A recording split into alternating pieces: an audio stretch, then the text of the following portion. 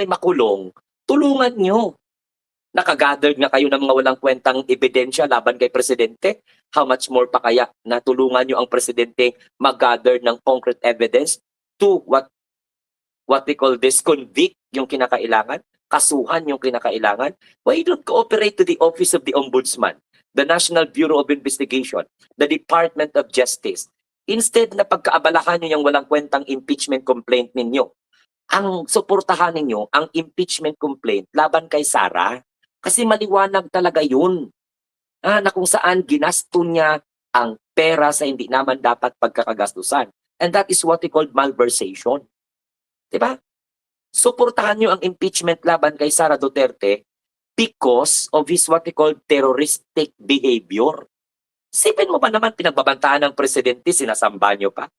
Pinagbabantaan patayin ang former speaker at the same time. Okay? Ang First Lady, sinasamba nyo pa? Gusto nyo pang iupo?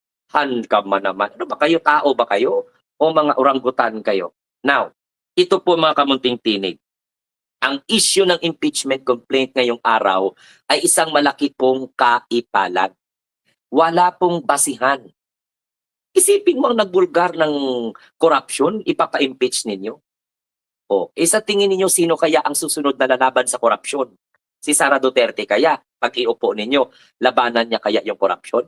Ni hindi niya nga maintindihan kung paano nila kinurap ang pondo ng bayan sa opisina niya. Oh, can you imagine that? Sara Duterte was being, former Senator Trillanes filed a plunder case, malversation, graft.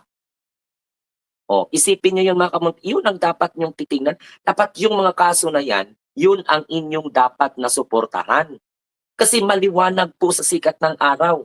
Kung hindi lang naging alsa demonyo o asal demonyo ang makaalyado ni Sara Duterte sa Senado, at kung hindi ginipit o inipit ang impeachment, di dapat nalaman na ng taong bayan kung totoo bang may ebidensya, may form ba talaga, may substance ba talaga, may probable cause ba talaga, may merito ba talaga ang impeachment complaint na isinampa sa kanya ng more than 1/3 members of the House of Representatives under the 9th Congress. Si Sara Duterte considers as impeached already.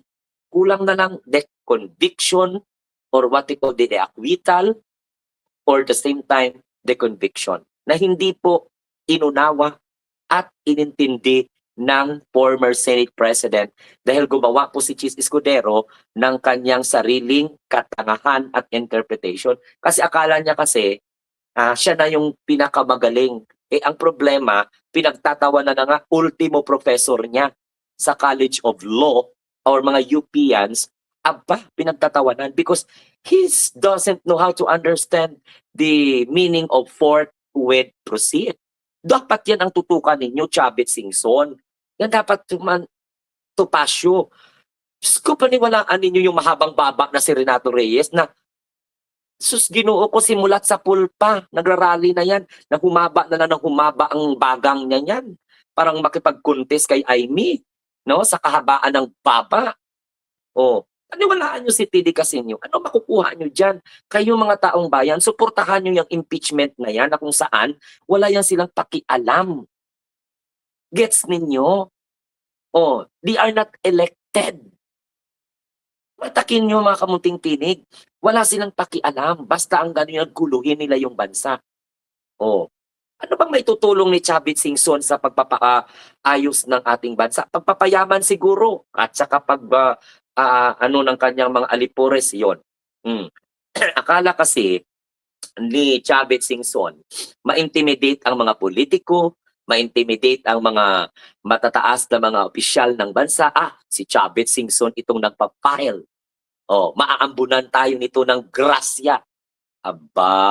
Doon kayo nagkakamali sa inyong anticipation. Yung calculations ninyo ng mga bagay-bagay, doon kayo nagkakamali.